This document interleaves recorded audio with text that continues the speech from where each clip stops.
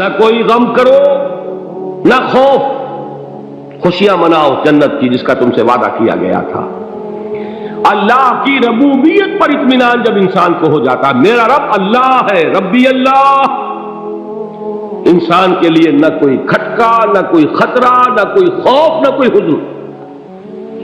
جو کچھ ہو رہا ہے کس کے اذن سے ہو رہا ہے؟ اللہ کے اذن سے۔ اللہ کے اذن کے بغیر پتا تک نہیں ہلتا۔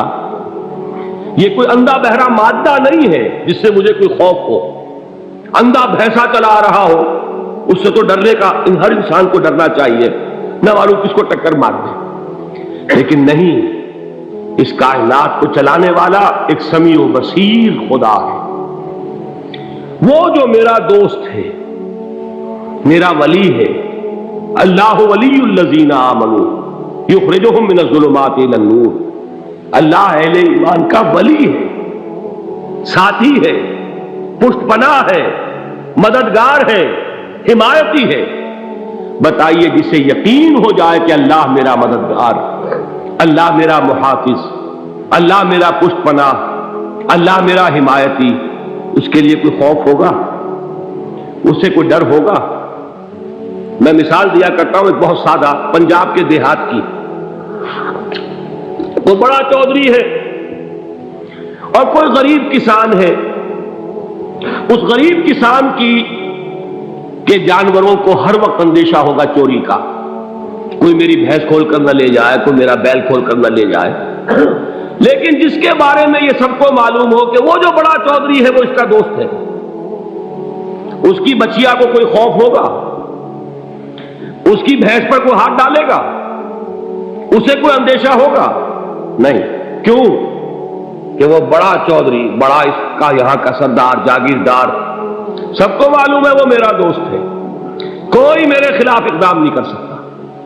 اس دنیا میں یہ چھوٹی سی بات اگر آپ کے دلی اطمینان اور سکون کا باعث بن سکتی ہے تو ذرا تصور کیجئے۔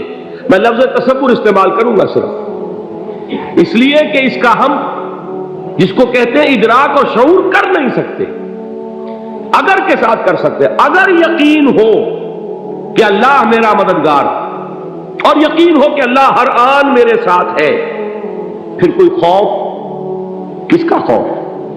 کوئی شے اللہ سے بالا تر ہے؟ کوئی قوت اس سے زیادہ طاقتور ہے؟ کوئی اس کے ارادے کو بدلنے والا ہے؟ کوئی اس کی مشیت کے آڑے آنے والا ہے؟ یہی بات ہے جو حضور نے فرمائی، یہ ایمان کا حاصل ہے لب لباب،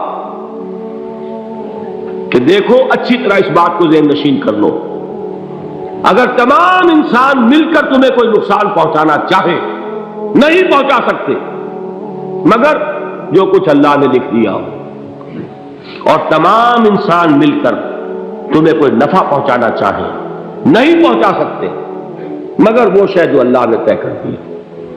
آپ پھر میں کہوں گا ذرا طاری کیجئے، اسے فرض کیجئے، اسے سوچئے، اگر اس حدیث پر ہمارا دل ٹھکا ہوا ہو تو کسی سے ڈر ہوگا؟ یہ مجھے نقصان نہ پہنچا دے، یہ میری رپورٹ خراب نہ کر دے، یہ میری انکریمنٹ نہ رکوا دے، یہ میرا یہ نہ بگاڑ دے، یہ میرے یہ نقصان نہ پہنچا دے، اس کا ڈر، اس کا ڈر، اس کا خوف، اس کی خوشامد، اس کے لیے جا کر طرح طرح سے اپنی عزت نفس کو ذلیل کروانا اس کے سامنے۔ یہ سب کچھ کیوں کرتا ہے انسان؟ جب سمجھتا ہے کہ اس کے ہاتھ میں میرا کوئی نفع ہے، اس کے ہاتھ میں میرے لیے کوئی ضرر ہے، یہ مجھے کوئی غضب پہنچا سکتا ہے، یہ مجھے کوئی نقصان پہنچا سکتا ہے، یہ میرا کوئی کام بنا سکتا ہے، یہ میری کوئی ضرورت پوری کر سکتا ہے، اسی کا نام شرک ہے۔ جہاں آپ نے یہ سمجھا کہ غیر اللہ کے اندر کوئی طاقت موجود ہے، وہی شرک ہے۔ بتوں سے تجھ کو امیدیں، خدا سے نو امیدی، مجھے بتا تو صحیح اور کافری کیا ہے؟ شرک تو یہ ہے۔ جس پر بھی تمہیں یہ خیال ہے، کلمہ ہے یہ کلمہ سوم، لا حول ولا قوت الا باللہ، ذرا اس پر دل کو کبھی اگر آپ تصور کریں، پھر فرض کریں، دل ٹھک جائے اس پر، کوئی طاقت نہیں۔ یہی بات تھی جو شیخ عبد القادر جیلانی رحمۃ اللہ علیہ نے اپنی وصیت میں اپنے بچے سے کہی۔ 11ویں دینے والے ہیں، لیکن حضرت شیخ عبد القادر جیلانی کی وصیت اور تعلیمات کو کتنے لوگ ہیں تم جانتے ہو؟ یہ جن مقامات تک پہنچے ہیں وہ کس چیز کی بدولت پہنچے؟ انہوں نے جو پیغام دیا وہ کیا تھا؟ اے میرے بچے، جس طریقے سے قرآن مجید میں حضرت لقمان کی نصیحتیں جو ہے نقل کر دی گئی ہیں، میں یہ عرض کروں گا بالفرض اگر قرآن حضرت عبد القادر جیلانی کے بعد نازل ہوا ہوتا تو شیخ عبد القادر کی یہ نصیحتیں بھی قرآن میں درج ہوتی۔ اتنی اونچی نصیحتیں ہیں۔ اے میرے بچے، اس حقیقت کو ذہن نشین کر لے، لا فاعل فی الحقیقت ولا مؤثر الا اللہ۔ اس کائنات میں نہ کوئی فاعل حقیقی ہے نہ مؤثر حقیقی ہے سوائے اللہ۔ کسی شے میں کوئی تاثیر نہیں اگر اللہ نہ چاہے۔ آگ جلا نہیں سکتی اگر اللہ نہ چاہے، پانی ڈبو نہیں سکتا اگر اللہ نہ چاہے، زہر ہلاک نہیں کر سکتا اگر اللہ نہ چاہے، کوئی چیز فائدہ نہیں پہنچا سکتی اگر اللہ نہ چاہے۔ تو در در پہ کیوں سر جھکاتے ہو؟ در در پر کیوں جبیں سائی کرتے ہو؟ سب کے سامنے کیوں ہاتھ پھیلاتے ہو؟ ایک اللہ سے مانگو، ایک اللہ کے سامنے زمین پر اپنی جبین رکھو۔ لا فاعل فی الحقیقت ولا مؤثر الا اللہ۔ نظر آتا ہے ہمیں کہ پانی پیاس بجھا دیتا ہے، پیاس بجھانے کی صلاحیت پانی میں نہیں ہے، اللہ کے اذن سے۔ کھانا بھوک مٹا دیتا ہے، بھوک مٹانے کی صلاحیت کھانے میں نہیں ہے، اذن رب میں۔ دیکھیے یہی یقین تھا حضرت موسیٰ علیہ السلام کا واقعہ یاد کیجئے۔ سامنے سمندر آ گیا ہے، قوم دیکھتی ہے پیچھے کہ گرد و غبار کا طوفان۔ معلوم ہوا کہ فرعون اپنے لشکر سمیت آ گیا۔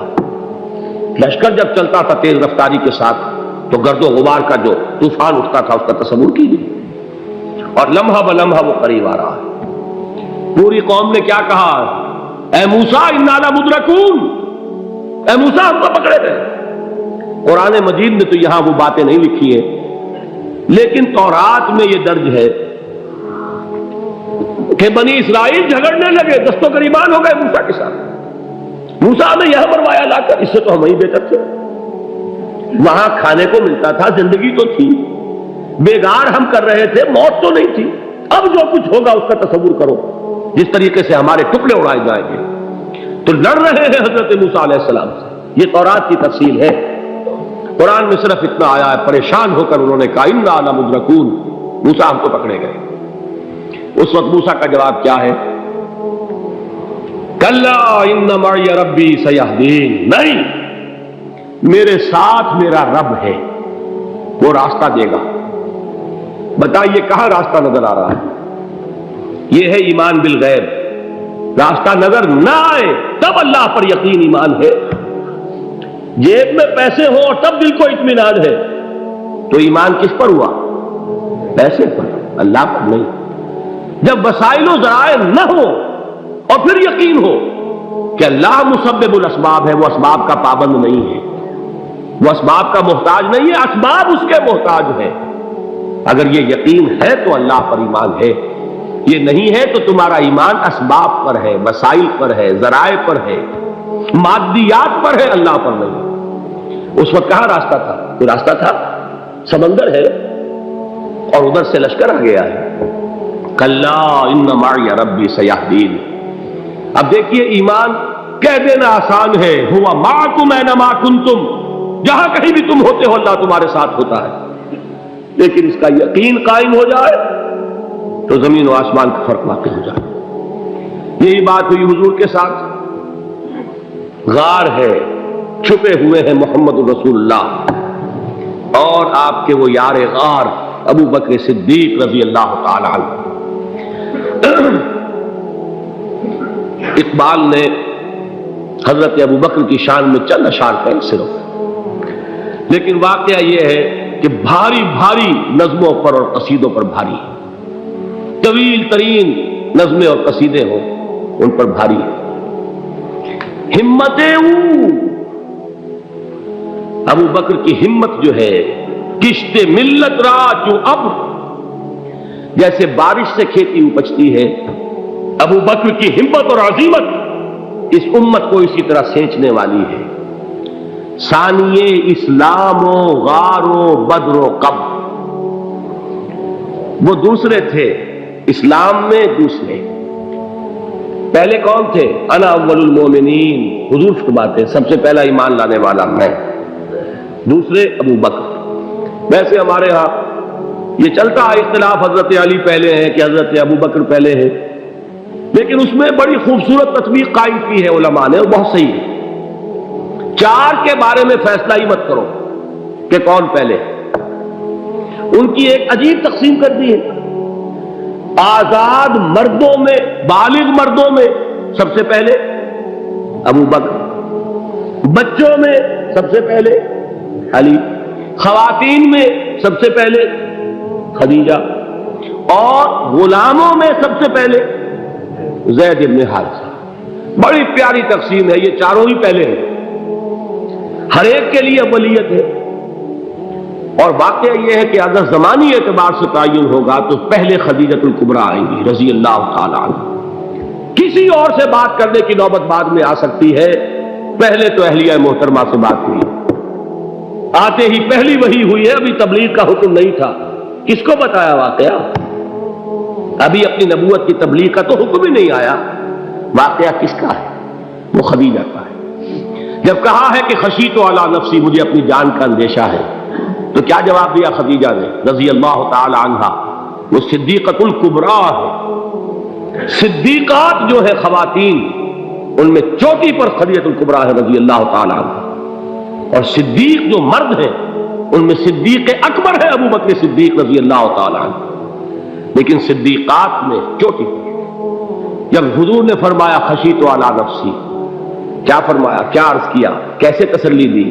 نہیں نہیں، اللہ آپ کو ضائع نہیں کرے گا، آپ غریبوں کے ہمدرد ہیں، آپ مساکین کے تکالیف رفع کرنے والے ہیں، آپ بیواؤں کی سرپرستی کرتے ہیں، آپ مسافروں کی خدمت کرتے ہیں، اللہ آپ کو ضائع نہیں کرے گا۔ یہ یقین ہے اس خاتون کے اندر۔ خیر وہ ایک علیحدہ بات ہو جائے گی۔ میرے دل پر حضرت خدیجہ رضی اللہ تعالی عنہ کی شخصیت کا بڑا گہرا نقش ہے، جو وہ کوئی اور ہی وقت اور موقع ہوا تو بیان ہوگا۔ بہرحال اقبال نے ایک مصرے میں جو چار اولیتیں جمع کر دی ہیں، ہمت او کشت امت را چو ابر، ثانی اسلام و غار و بدر و قبر۔ اسلام میں حضور کے بعد پہلے کون؟ ابو بکر۔ غار میں حضور کے ساتھ کون؟ ابو بکر۔ بدر کی رات اللہ کا رسول سر بسجود، وہ جھاڑ، وہ گھاس پھوس کی جو جھوپڑی بنائی گئی تھی، اور وہاں تلوار ننگی لے کر پہرا دینے والا کون؟ ابو بکر۔ اور اس حجرہ عائشہ میں محمد کے بعد سب سے پہلے دفن ہونے والا کون؟ ابو بکر رضی اللہ تعالی عنہ صلی اللہ علیہ وسلم۔ وہ جو معاملہ میں سنا رہا تھا غار ثور کا، حضرت ابو بکر بھی حضور کے خیال سے لرز گئے ہیں۔